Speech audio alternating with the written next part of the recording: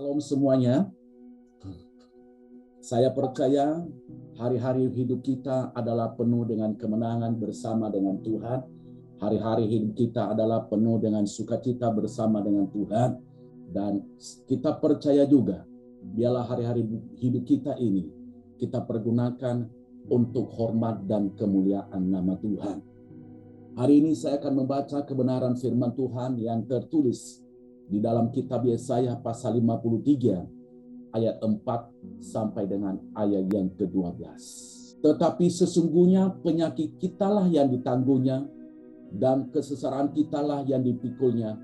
Padahal kita mengira dia kena tulah, dipukul dan ditindas Allah. Tapi dia tertikam oleh karena pemberontakan kita, dia diremukan oleh karena kejahatan kita. Ganjaran yang mendatangkan keselamatan bagi kita ditimpakan kepadanya, dan oleh bilur-bilurnya kita menjadi sembuh. Kita sekalian sesat seperti domba, masing-masing kita mengambil jalannya sendiri. Tetapi Tuhan telah menimpakan kepadanya kejahatan kita sekalian. Dia dianiaya, tetapi dia membiarkan diri ditindas dan tidak membuka mulutnya, seperti anak domba yang dibawa ke pembantaian. Seperti itu domba yang keluh di depan orang-orang yang menggunting bulunya, ia tidak membuka mulutnya. Sesudah penahanan dan penghukuman ia terambil, dan tentang nasibnya siapakah yang memikirkannya? Sungguh ia terputus dari negeri orang-orang hidup, karena pemberontakan umatku ia kena tulah. Orang menempatkan kuburnya di antara orang-orang fasik, dan dalam matinya ia di antara penjahat-penjahat. Sekalipun ia tidak berbuat kekerasan dan tipu tidak ada dalam mulutnya. Tetapi Tuhan berkehendak meremukan dia dengan kesakitan. Apabila ia menyerahkan dirinya sebagai korban penebus salah, ia akan melihat keturunannya, umurnya akan lanjut, dan kehendak Tuhan akan terlaksana olehnya. Sesudah kesusahan jiwanya, ia akan melihat terang dan menjadi puas. Dan hambaku itu sebagai orang benar akan membenarkan banyak orang oleh hikmatnya, dan kejahatan mereka dia pikul. Sebab itu aku akan membagikan kepada orang-orang besar sebagai rampasan, dan ia akan memperoleh orang-orang kuat sebagai jarahan, yaitu sebagai ganti karena ia telah menyerahkan nyawanya ke dalam maut, dan karena ia terhitung di antara pemberontak, sekalipun ia menanggung dosa banyak orang dan berdoa untuk pemberontak. Tuhan Yesus sendiri berkata, yang berbahagia adalah yang mendengarkan firman Tuhan dan melakukannya. Bapak Ibu yang kekasih dalam nama Yesus Kristus, kita sangat bersukacita karena di bulan April ini di seluruh gereja di dunia sedang sibuk untuk memperingati hari kematian Tuhan Yesus. Dan dilanjutkan juga, yaitu hari kebangkitan Tuhan Yesus dari antara orang mati. Tapi dari gereja-gereja di seluruh dunia lebih heboh, bahkan lebih mempersiapkan diri untuk merayakan Natal daripada hari kematian Tuhan Yesus. Kalau Natal dibikin panitia yang besar, bahkan banyak door prize juga, bahkan hal-hal yang perlu dikerjakan. Tetapi dalam kematian Tuhan Yesus, gereja melempem saudaraku dikasihi Tuhan. Sebenarnya, kalau Yesus sudah mati bagi kita, walaupun dia lahir, kalau dia tidak mati bagi kita, sia-sia semua apa yang kita percayakan. Tapi kita bersyukur kepada Tuhan. Gereja-gereja ada sebagian mempersiapkan diri untuk yaitu memperingati kematian Tuhan Yesus Kristus. Ya, makanya hari ini saya memberikan judul perenungan saya ini, berkat dalam penderitaan Yesus Kristus. Ya. Mungkin kita berkata, kok ada berkat dalam penderitaan Yesus Kristus? Kalau kita merenungkan dengan seksama di dalam kitab Yesaya ini, bagaimana berkat Allah banyak sekali kita dapatkan di dalamnya. Berkat itu, mungkin kita berkata berkat hanya jasmani, berkat dong kalau saya kaya raya, orang berpendapat Berkat dong kalau jabatan saya naik. Berkat dong kalau saya sehat. Berkat dong kalau fasilitas yang saya miliki. Saya bisa membeli rumah baru sampai banyak. Uang saya di bank, deposito saya di bank banyak. Itu orang berkata berkat. Itu juga berkat salah satunya. Tetapi ada berkat lebih spesifik lagi, saudara dikasihi Tuhan, yang kita dapatkan dalam penderitaan Tuhan Yesus itu. Apa saja berkat yang kita dapatkan dalam penderitaan Yesus? Yang pertama, sesuai dengan ajarannya di ayat keempat, ia menanggung penyakit kita. Katakan bersama dengan saya, ia menanggung penderitaan saya, penyakit saya. Saudara dikasihi Tuhan, lewat kematian Tuhan Yesus, ia menanggung segala penyakit kita. Saya akan baca di ayat 4. Tetapi sesungguhnya penyakit kita lah yang ditanggungnya, dan kesesaran kita lah yang dipikulnya. Padahal kita mengira dia kena tulang, dipukul dan ditindas Allah. Penyakit kita, mungkin penyakit apapun yang sedang kita derita. Saya tidak saya tidak mau tahu apapun penyakit kita derita. Tetapi Yesus sudah tanggung semuanya itu di atas bukit Kalvari lewat penderitaannya. Ya. Mungkin penyakit apapun yang tidak bisa disembuhkan oleh orang, mungkin penyakit apapun yang tidak bisa disembuhkan menurut dokter, ya. Mungkin penyakit yang dikirim atau diguna-gunai oleh orang, mungkin juga penyakit kita keturunan saudara dikasihi Tuhan. Tetapi pada hari ini, ya, pada hari ini, yaitu Yesus sudah tanggung semuanya itu, ditimpakan kepadanya. Dia rela menderita di atas bukit Kalvari. Untuk apa saudara dikasihi oleh Tuhan? Supaya semua penyakit kita ditanggung olehnya. Supaya kita lepas dari segala penyakit itu. Mungkin kita berkata di dalam hati, loh, saya kan sudah sakit beberapa tahun kok nggak sembuh-sembuh.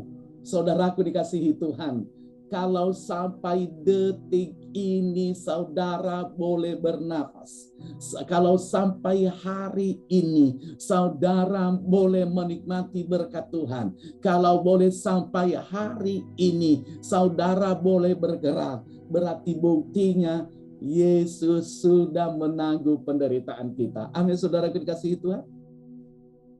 Dia sudah menanggung segala penyakit kita. Itu bukti. Makanya jangan berkata, aduh Tuhan gak sayang lagi kepada saya. Saya sudah berdoa. Saudara dikasihi Tuhan. Jangan begitu pemikiran kita dulu. Buktinya kita boleh bergerak. Kalau Tuhan gak izinkan kita gak bergerak, bisa saja. Tetapi semua penyakit itu dia sudah tanggung, saudaraku dikasihi oleh Tuhan. Amin. Amin, saudaraku dikasihi Tuhan. Ya. Yang kedua yang perlu saya sampaikan kepada kita. Ya. Berkat apa yang kita dapatkan dalam perintahan Tuhan Yesus? Yang kedua, yaitu ia menanggung kesesaraan kita. Kesesaraan atau penderitaan kita. Saya akan baca di dalam ayat yang keempat lagi, saudara dikasihi Tuhan. Tetapi sesungguhnya penyakit kitalah yang ditanggungnya, dan kesengsaraan kitalah yang dipikulnya. Padahal kita mengira dia kena tulah, dipukul dan ditindas Allah. Kesengsaraan kita. Sengsara mencari nafkah, menderita mencari nafkah. Sengsara, ya, saudaraku mencari pekerjaan. Sengsara, saudaraku dikasihi Tuhan, ya, untuk mengerjakan segala sesuatu. Dia sudah tanggung semuanya itu di atas bukit Kalvari. Nah, itulah berkat ditimpakan kepada Yesus. Apa yang saudara alami hari ini, kesesaraan apa yang saudara alami hari ini, dia sudah tanggung semuanya itu. Dia menanggung bukan dengan apa saudara kasih Tuhan, dengan perasaan, tetapi dia tanggung melalui penderitaannya, dia tanggung melalui kematiannya, dia tanggung melalui darahnya, nyawanya saudara kasih Tuhan, nyawanya.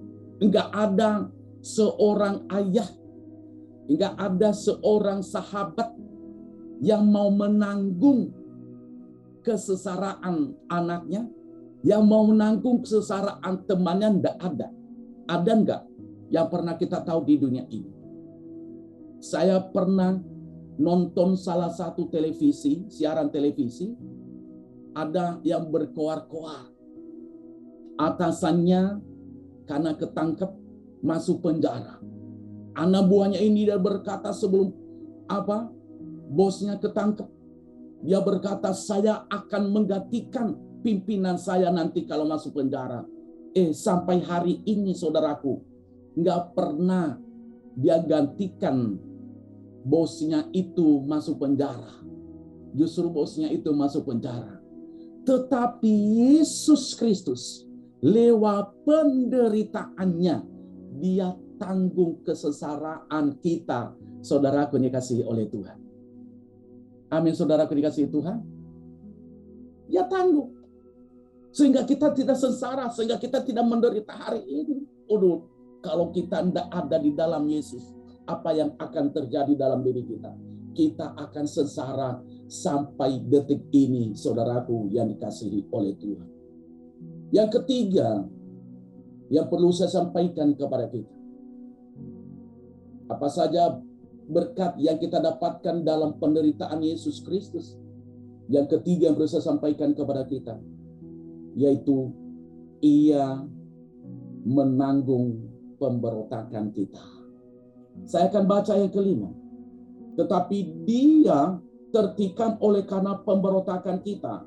Dia diremukkan oleh karena kejahatan kita. Ganjaran yang mendatangkan keselamatan bagi kita ditimpakan kepadanya, dan oleh bilur-bilurnya kita menjadi sembuh. Ya, pemberontakan kita. Kita memberontak kepada Tuhan kalau kita menyimpang dari ajaran firman Tuhan. Nah, mungkin kita berkata, kau menyimpang. Apa saja sih pemberontakan itu? Banyak sekali pemberontakan kita kepada Tuhan. Contohnya kita menipu orang, kan tidak boleh dalam firman Tuhan. Contohnya kita berbohong, karena tidak boleh dalam firman Tuhan. Kalau dia seorang suami, dia kasar kepada istrinya, kan nggak boleh dalam firman Tuhan. Ya. Kalau dia seorang istri, dia kasar kepada suaminya, kan nggak boleh dalam firman Tuhan. Ya. Itu juga termasuk pemberontakan kita kepada Tuhan. Kenapa? Karena kita tidak ikuti kebenaran firman Tuhan yang sudah ada. Kita ikuti perasaan kita. Kita ikuti kehendak kita sendiri. Tetapi lewat penderitaan Yesus, kita dapatkan berkat di dalamnya, yaitu Dia menanggung segala pemberontakan kita itu. Ditimpakan kepadanya, saudara dikasihi oleh Tuhan. Makanya dalam kita memperingati hari kematian Tuhan Yesus, kalau perlu kita ada perenungan khusus. Memberontak kalau kita tipu orang, memberontak kepada Tuhan kalau kita mengata-ngatai orang, memberontaklah kepada Tuhan kalau kita tidak hidup dalam kekudusan. Memberontaklah kepada Tuhan kalau kita mau sudah berkomitmen, saya melayani Tuhan sampai akhir hidup saya, itu namanya memberontak kalau kita tidak berkomitmen lagi. Ya. Memberontak kepada Tuhan kalau kita membanggakan diri apa yang kita lakukan di gereja. Tidak perlu kita banggakan. Tidak perlu, saudara dikasihi Tuhan. Kenapa? Karena itu tidak dikehendaki oleh Allah. Yesus tidak pernah membanggakan dirinya. Bahkan kata firman Tuhan, dia merendahkan dirinya sampai serendah-rendahnya, sampai mati di atas kayu salib. Yesus lahir aja di kandang domba, merendahkan diri. Walaupun pada waktu itu nggak ada hotel, nggak ada penginapan.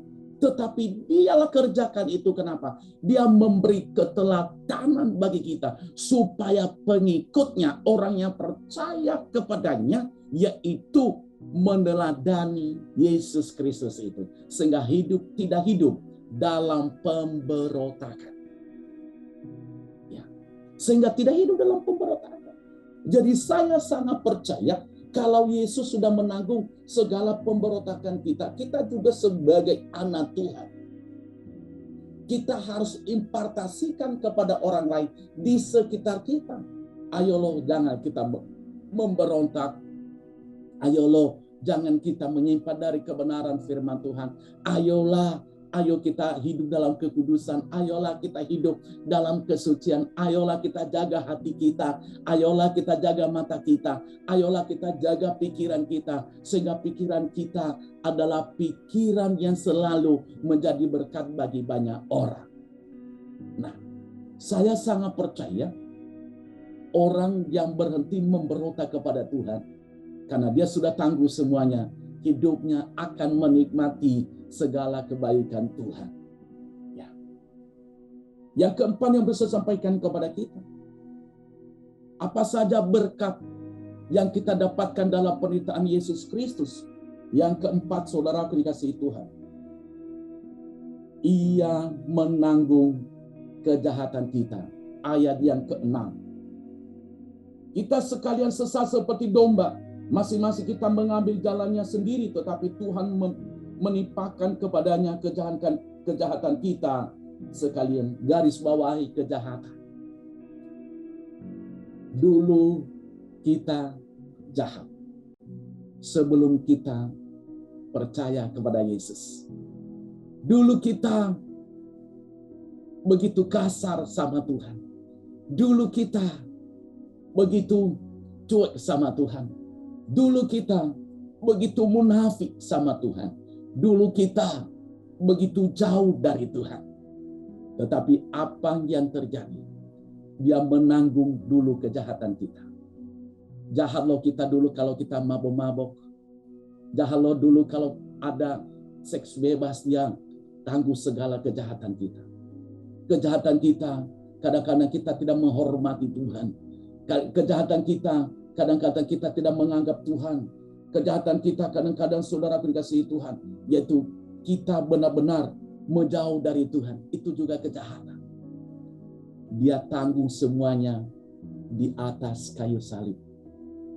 Dia selesaikan semua di atas kayu salib, segala kejahatan kita. Tujuannya adalah supaya kita bebas dari segala kejahatan itu. Tujuannya adalah supaya kita tidak menderita lagi. Tujuannya adalah supaya kita bebas dari segala kejahatan itu. Supaya ada damai dalam kehidupan kita. Jahat loh kalau kita menyimpan dari firman Tuhan. Jahat loh kalau kita masih dendam. Jahat loh kalau kita masih benci. Jahat loh kalau kita masih sakit hati. Jahat loh kalau kita tidak mengampuni orang yang bersalah kepada kita.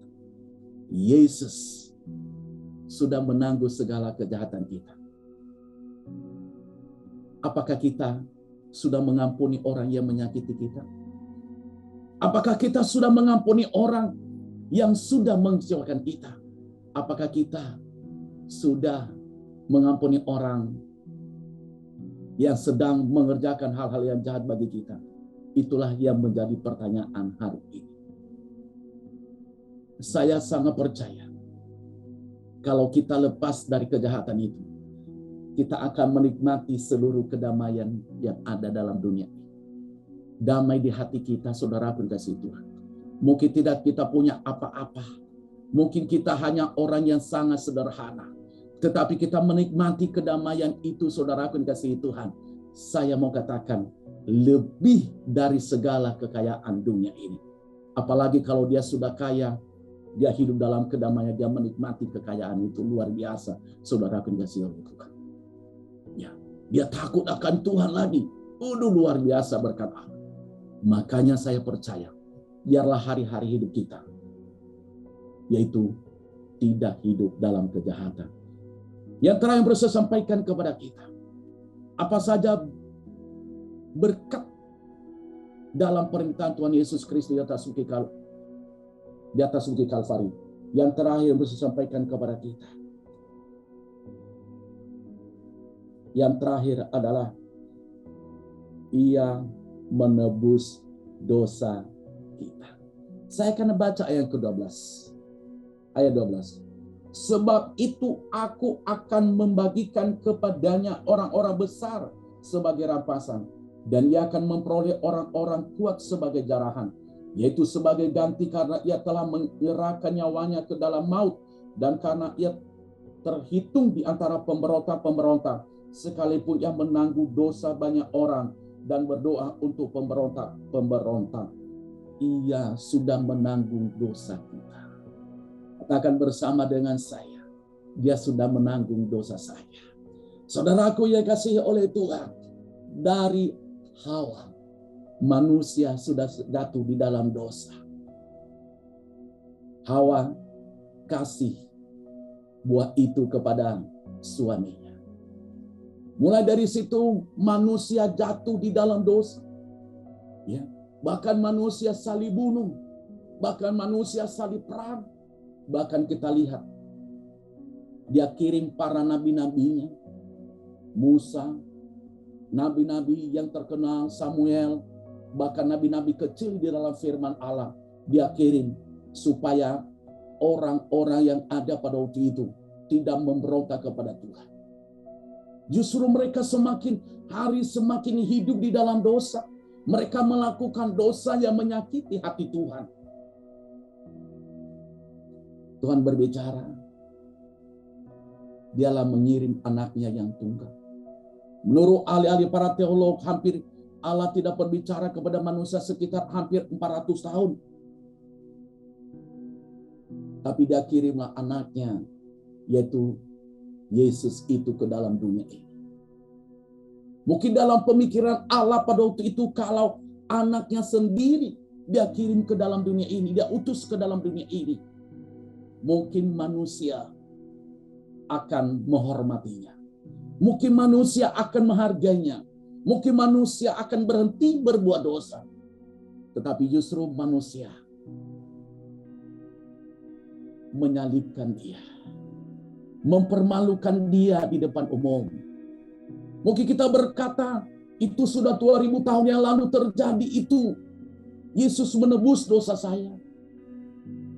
Saudara pun kasih Tuhan, saya mau katakan hari ini sebagai hamba Tuhan, dari dasar hati saya yang sangat dalam, saya mengingatkan kepada kita. Mungkin kita berkata 2000 tahun yang lalu Yesus disalibkan karena dosa saya. Saya mau katakan saudara pun dikasih oleh Tuhan, hari ini kita loh yang menyalibkan Yesus. Dari kelakuan kita, dari kejahatan kita, dari segala pemberontakan kita, dari segala kenajisan kita, dari segala kepahitan kita, dari kekurangan kita, tidak bisa kita mengampuni orang lain, dari mulut kita jahat kepada Tuhan. Aku dikasih oleh Tuhan, orang berkata itu 2000 tahun yang lalu, tetapi hari ini sebagai hamba Tuhan saya ingatkan, mari, dia sudah mengampuni.